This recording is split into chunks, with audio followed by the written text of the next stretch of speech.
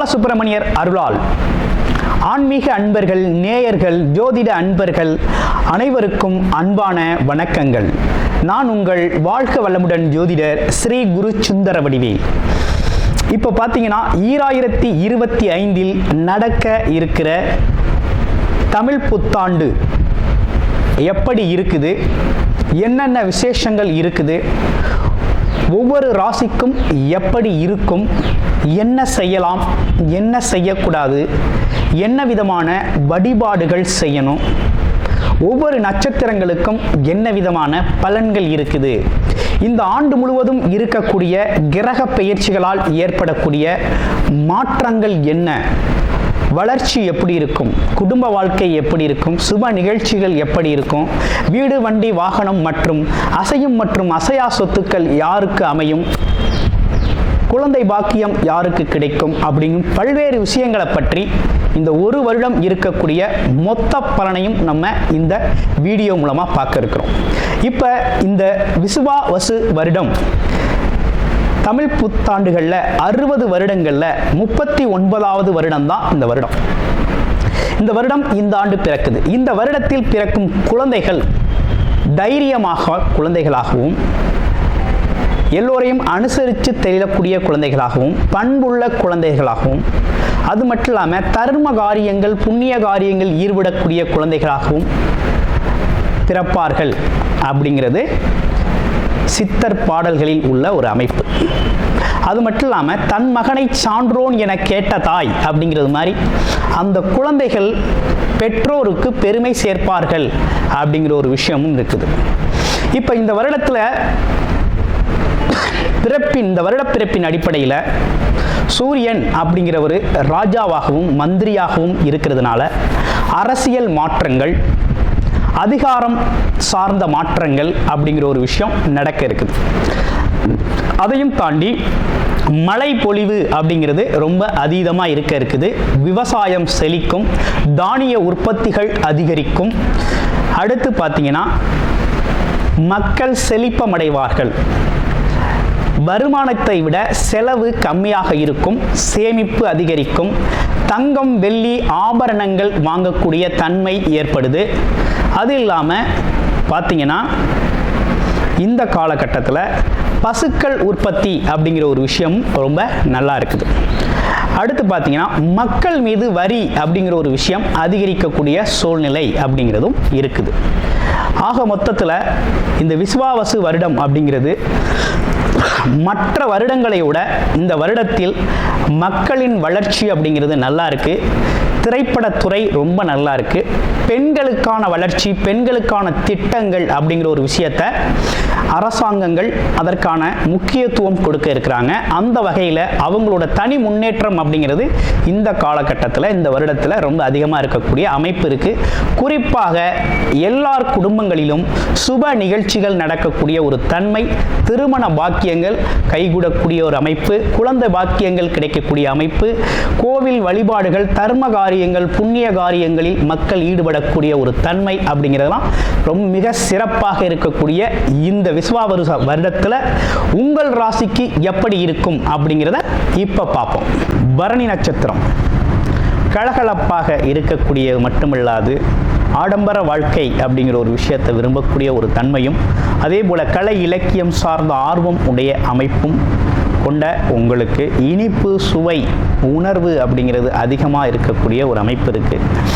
இந்த உங்களுக்கு இந்த விசுவாவசு வருடம் எப்படி இருக்க போகுது அப்படின்னு பார்க்கையில், இந்த வருடத்தை பொறுத்த வகையில் உங்களுக்கு பல்வேறு விதமான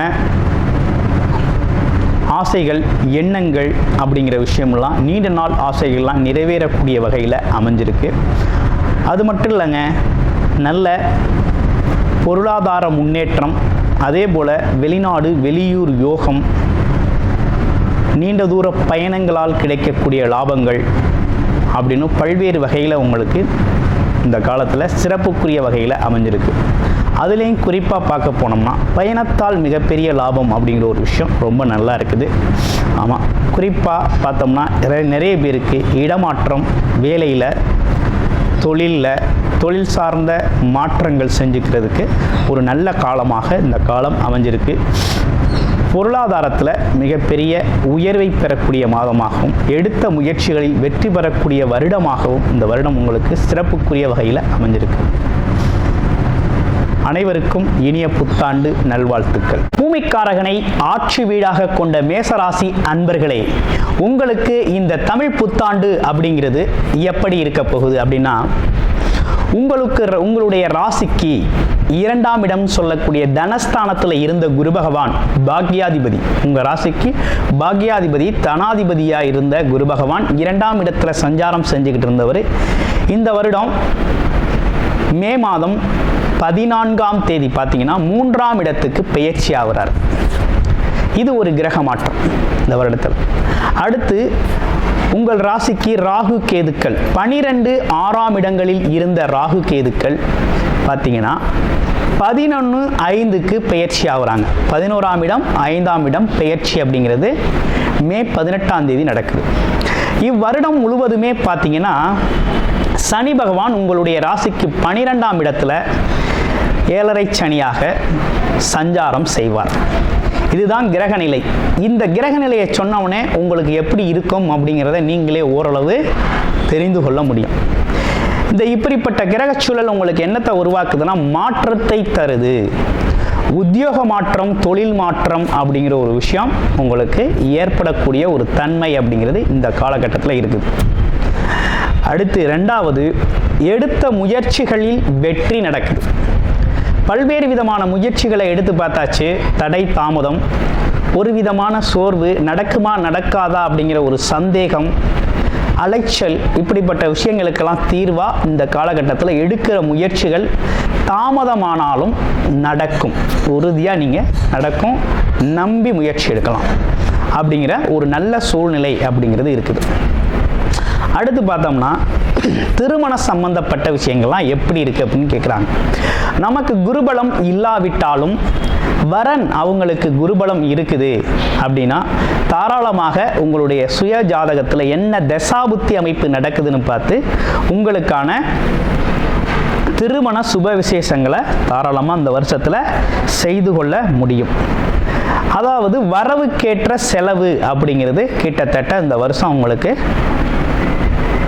ஈக்குவலாக தான் போகுது. அதில் கொஞ்சம் கவனமாக தான் நீங்கள் இருக்கணும் அப்படிங்கிற மாதிரி இருக்குது. இப்போ என்னென்னு கேட்டிங்கன்னா 12ஆம் இடத்துல இவ்வருடம் ஃபுல்லாக 7.5 சனியாக சஞ்சரிக்கக்கூடிய சனி பகவானால் இரவு நேர பயணங்கள், தனித்து பயணம் பண்ணுறதை கொஞ்சம் தவிர்த்துக்கணும். அடுத்து இரவு நேரத்தில் உத்தியோகம் பார்க்குறது, வேலையை கண்டினியூ பண்ணுறது அப்படிங்கிற நீண்ட நேரம் வேலை பார்க்குறது அப்படிங்கிறதெல்லாம் கொஞ்சம் தவிர்த்துக்கணும். அடுத்து பார்த்தோம்னா கர்ப்பிணி பெண்கள் இரவு நேர நீண்ட தூர பயணம் போகிறதையும் தவிர்த்துக்கணும். இப்படிப்பட்ட விஷயங்கள்லாம் தவிர்த்துக்க வேண்டிய விஷயமாக இருக்குது. ஆமாம். அது மட்டும் இல்லாமல் நீர் சம்பந்தப்பட்ட சிறு சிறு சின்ன சின்ன உபாதைகள் வந்து போகக்கூடிய ஒரு தன்மை அப்படிங்கிறது நமக்குள்ள இருக்குது. அப்போ கண் அப்படிங்கிற ஒரு விஷயமும், கண் கால் சம்பந்தப்பட்ட விஷயங்களை கொஞ்சம் கூடுதல் கவனம் எடுத்துக்கணும். அடுத்து இந்த காலகட்டத்தில் என்னன்னா பூர்வீக சொத்து சம்பந்தமான விஷயங்களை இப்போ கையில் எடுக்கப்படாது. ஏன்னா இப்போ நமக்கு குருபலம் இல்லை. இன்னொரு பக்கம் சனி பகவான் 12ஆம் இடத்துல இருக்கார். ராகு கேதுக்கள் நமக்கு சாதகமாக இருந்தாலும் ராகு பகவான் மட்டும் ரொம்ப சாதகமாக இருக்கார்.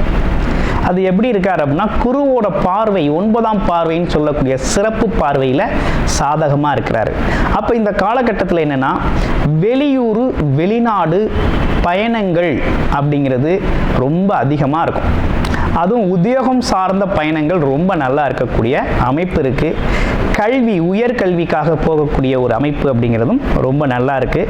அப்போ இந்த காலகட்டம் அப்படிங்கிறது இவ்வளவு தான் இந்த காலகட்டத்து உங்களுக்கான சிறப்பான பலன்கள் அப்படிங்கிறது மாதிரி தான் இருக்குது. அடுத்து குரு பார்வையால் ஏற்படக்கூடிய நன்மைகள் என்ன அப்படின்னு பார்க்கையில் திருமண சுப விசேஷங்கள் நடக்கும். அடுத்து பார்த்தோம்னா உங்களுக்கு நடக்க வேண்டிய விஷயங்கள் வேற என்ன விசேஷங்கள் நடக்குது அப்படின்னா அப்பாவோட உடல் ஆரோக்கியம் சம்பந்தப்பட்ட விஷயங்கள் நல்லா இருக்கும். ஆமாம், கொடுத்த பணம் மற்றும் உங்களை கையை விட்டு போன விஷயங்கள்லாம் திரும்ப கிடைக்கும், லாபகரமாக கிடைக்கும். அடுத்து பார்த்தீங்கன்னா உங்களுக்கு மூத்த சகோதரர்கள், வயது மூத்தவர்கள் உங்களுக்கு நிறைய உதவிகளை செய்ய முற்படுவாங்க. அடுத்து மறுமணம் அப்படிங்கிற ஒரு விஷயம் இந்த காலகட்டத்தில் மேசராசி அன்பர்களுக்கு மறுமணத்திற்காக வெயிட் பண்ணிக்கிட்டு இருக்கவங்களுக்கு கண்டிப்பாக நடக்கும். எதிர்பாராத மாற்றங்கள், எதிர்பாராத பணவரவு அப்படிங்கிற ஒரு விஷயத்தை இந்த காலகட்டத்தில் நீங்கள் எதிர்பார்க்கலாம். எப்படின்னா சில விஷயங்கள் உங்களுக்கு அவ்வளவு திருப்திகரமாக நம்பிக்கையாக இருக்காது, ஆனால் அதெல்லாம் நடக்கக்கூடிய அமைப்புகள் அப்படிங்கிறது இந்த காலகட்டத்தில் சாத்தியமாக இருக்குது. அடுத்து முகம் தெரியாத நண்பர்கள், வேற்று மதத்தினர், இவங்கெல்லாம் உங்களுக்கு உதவி செய்யக்கூடிய ஒரு நல்ல காலகட்டமாக உங்களுக்கு இருக்குது. குருமார்களோட சந்திப்பு, அதே போல் தெய்வ திருப்பணிகளில் ஈடுபடுறது, ஆன்மீக ஈடுபாடுகளை கொஞ்சம் அதிகரிச்சுக்கிறது, இப்படிப்பட்ட விஷயங்கள்லாம் ரொம்ப நல்லது. தர்ம காரியங்கள், புண்ணிய காரியங்களில் நீங்கள் கலந்துக்கணும் அப்படிங்கிற ஒரு அமைப்பு இருக்குது. இதெல்லாம் செஞ்சுக்கோங்க. அப்போ இந்த காலகட்டத்தில் நீங்கள் செய்ய வேண்டிய பரிகாரம் என்ன அப்படின்னு பார்த்தோம்னா 2 விஷயந்தான். நம்ம 7.5 சனி அப்படிங்கிற ஒரு காலகட்டத்துக்குள்ள நம்ம வந்துட்டோம். அப்போ சனிக்கிழமைகளில் என்ன பண்ணணும்னா சனி பகவானுக்கு நல்ல எண்ணெயில் விளக்கேற்றி வழிபாடு செய்யணும். அதே சனிக்கிழமைகளில் ஆஞ்சநேயருக்கு நெய் விளக்கேற்றி வழிபாடு செய்யணும் அப்படிங்கிற ஒரு அமைப்பு அப்படிங்கிறது இருக்குது. அடுத்து நட்சத்திரங்களுக்கு என்ன பலன் அப்படின்னு பார்க்க போகிறோம். அஸ்வினி நட்சத்திரம் அப்படின்னு எடுத்துக்கிட்டோம்னா இந்த காலகட்டத்தில் மனம் சார்ந்த விஷயங்கள், மனம் என்ன நினைக்குது அப்படின்னா கிட்டத்தட்ட ஆன்மீக நாட்டங்கள் தான் ரொம்ப அதிகமாக இருக்கும். குழந்தைகள் மீது அதீத பற்று, அக்கறை அப்படிங்கிற ஒரு விஷயம்லாம் ஏற்படக்கூடிய ஒரு தன்மை இருக்குது. அடிக்கடி மனதில் பார்த்தீங்கன்னா ஒரு இனம் புரியாத கவலையும் வருத்தமும் வந்து போகக்கூடிய ஒரு தன்மை இருக்குது. அதனால் விநாயகர் வழிபாடு அப்படிங்கிறத நீங்கள் செஞ்சுக்கங்க, ரொம்ப நல்லது. அதுவும் பார்த்தீங்கன்னா சங்கடஹரா சதுர்த்தி நாட்களில் பண்ணிக்கிறது அப்படிங்கிறது ரொம்ப சிறப்பு, கலந்துக்கங்க. அடுத்து பரணி நட்சத்திரம், கலகலப்பாக இருக்கக்கூடிய ஒரு தன்மையும் நல்ல பேச்சாற்றல் திறமும் கலை இலக்கிய ஆர்வமும் கொண்டவர்களாக இருக்கக்கூடிய ஒரு அமைப்பு அப்படிங்கிறது இருக்குது. அப்போ நீங்கள் இருக்கிற இடம் உற்சாகமும் இருக்கக்கூடிய ஒரு தன்மை அப்படிங்கிறது இருக்குது. இப்போ உங்களுக்கு இந்த காலகட்டம் எப்படி இருக்குது அப்படின்னா வெளிநாடு வெளியூர் யோகங்கள் நல்லா இருக்குது. திருமண சுப விசேஷங்கள் நடந்தேறும் வாழ்க்கையில்.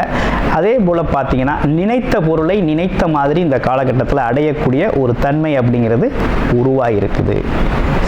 அப்போ ஆசைப்பட்ட விஷயத்தை இந்த காலகட்டத்தில் எதிர்பாராத ஆசைகள், நிறைவேறாத ஆசைகள்லாம் நிறைவேறக்கூடிய ஒரு அமைப்பு இருக்குது.